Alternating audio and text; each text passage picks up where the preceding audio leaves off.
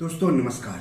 दोस्तों अगर आपका पैसा ईपीएफ खाता, जिसे आमतौर पर पीएफ खाता बोल दिया जाता है, में जाता है और आपको मेडिकल इमरजेंसी के लिए पैसों की जरूरत है, तो आपके लिए बड़ी राहत की खबर है। ये खबर क्या है और आप जैसे लोगों को इससे क्या फायदा होगा, ये सब हम आपको इस एपिसोड में आगे बताएंगे। लेकिन सबसे पहले आप सबसे गुजारिश है कि चैनल के लिए नए हैं तो सब्सक्राइब कर लीजिए, वीडियो को ज्यादा से ज्यादा शेयर कीजिए ताकि ज्यादा से ज्यादा लोगों तक जानकारी पहुंचे। हो सकता है आपके एक शेयर से किसी का फायदा हो जाए। तो चलिए आगे बढ़ते हैं। दरअसल ईपीएफओ यानी कर्मचारी भविष्य निधि संगठन ने समय से पहले इमरजेंसी में पैसा निकालने से जुड़े नियम में बदलाव किया है। पैसा निकालने से जुड़े नियम में बदलाव के साथ अपने सॉफ्टवेयर में भी संगठन ने बदलाव किया है ताकि लोगों को इसका फायदा मिल सके। ईपीएफओ ने 68J दावों के तहत निकासी की अधिकतम सीमा 50,000 रुपए से बढ़ाकर 1 लाख रुपए कर दी है। यह बदलाव 16 अप्रैल 2024 से लागू हो गया है। पैराग्राफ 68J ईपीएफ योगदानकर्ता को स्वयं और आश्रितों के चिकित्सा खर्चों के लिए अग्रिम राशि यानी एडवांस के लिए आवेदन करने की अनुमति देता है। यानी अगर आपको मेडिकल इमरजेंसी में पैसों की जरूरत है और आपका पैसा पीएफ में कटता है तो आप 1 लाख रुपए तक आंशिक निकासी कर सकते हैं। पहले ये सीमा 50,000 रुपए थी, यानी डबल का फायदा हुआ है।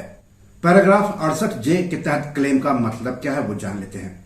ईपीएफ के सदस्य अपने और अपने आश्रितों के मेडिकल खर्चों के लिए ईपीएफ योजना के पैराग्राफ 68J के तहत एडवांस के लिए आवेदन कर सकते हैं। पैराग्राफ 68J के अनुसार सदस्य कुछ खास परिस्थितियों में मेडिकल ट्रीटमेंट के लिए फंड से एडवांस लेने के लिए अप्लाई कर सकते हैं। बीमारी के इलाज से जुड़ी इन खास परिस्थितियों में इनमें 1 महीने या उससे अधिक समय तक अस्पताल में भर्ती होना, अस्पताल में बड़ी सर्जरी कराना, टीबी, लेप्रोसी, लकवा, कैंसर, मानसिक बीमारी या दिल की बीमारी जैसे कारण शामिल हैं। खास बात यह है कि पैराग्राफ 68J के तहत एडवांस लेने के लिए किसी सदस्य को अब कोई प्रोफार्मा, मेडिकल सर्टिफिकेट या किसी और तरह का प्रमाण पत्र या दस्तावेज नहीं देना पड़ेगा। तो ये बहुत बड़ी राहत है जो ईपीएफ में पैसा जमा करते हैं उनके लिए। शारीरिक रूप से दिव्यांग सदस्य भी अपनी मुश्किलों को कम करने के लिए पैराग्राफ 68N के तहत इक्विपमेंट खरीदने के मकसद से एडवांस के लिए एप्लीकेशन दे सकते हैं। कितना मिल सकता है एडवांस वो जान लीजिए। मेंबर का 6 महीने का मूल वेतन और महंगाई भत्ता, प्रोविडेंट फंड में मेंबर का अपना कंट्रीब्यूशन और उस पर मिला ब्याज, और उपकरण की वास्तविक लागत।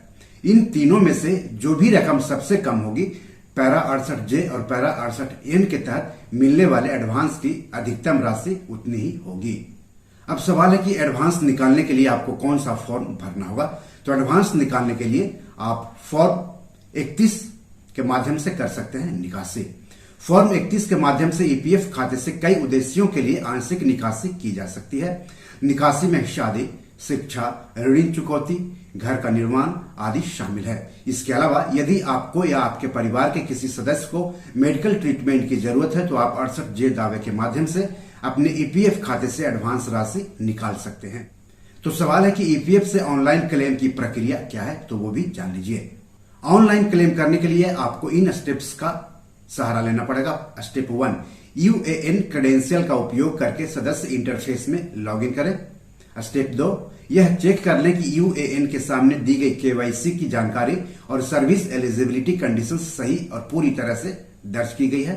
स्टेप 3, सही क्लेम को सेलेक्ट करें। स्टेप 4, यूआईडीएआई के पास रजिस्टर्ड मोबाइल पर मिले ओटीपी का इस्तेमाल करके ऑनलाइन क्लेम सबमिशन की प्रक्रिया पूरी कर दें। अब सवाल है कि फॉर्म 31 क्या है। ईपीएफ फॉर्म 31 का उपयोग कर्मचारी भविष्य निधि खाते से पैसे की आंशिक निकासी के लिए आवेदन करने के लिए किया जाता है। आप किन परिस्थितियों में फॉर्म 31 जमा कर सकते हैं वो भी जान लीजिए।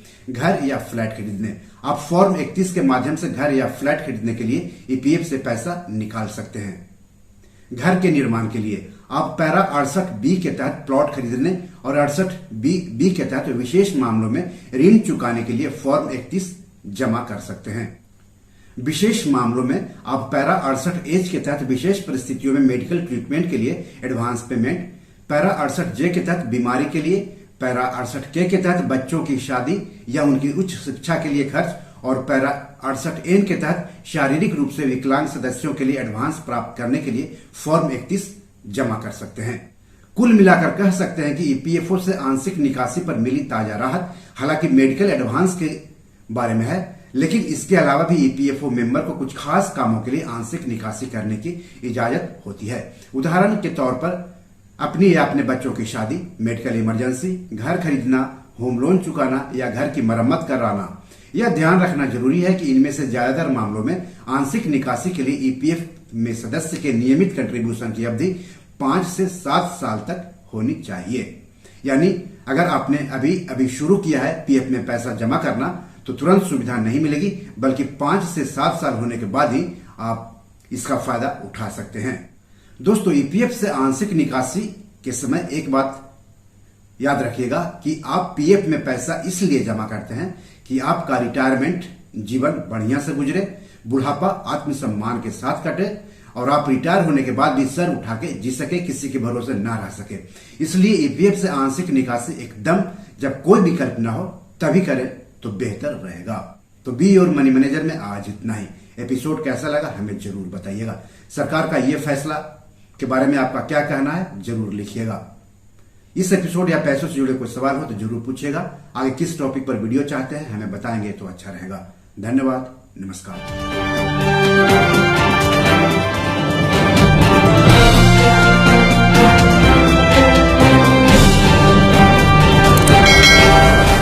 दोस्तों, ये मेरी 7 किताब है जो कि amazon.com पर पब्लिश है। आप इसे डाउनलोड करके पढ़ सकते हैं। इन किताबों के लिंक्स इस वीडियो के डिस्क्रिप्शन में दिए हुए हैं। इन 7 किताबों में से 5 किताब मनी मैनेजमेंट पर है, यानी पैसा निवेश करके अधिक पैसा कैसे कमाएं पर आधारित है।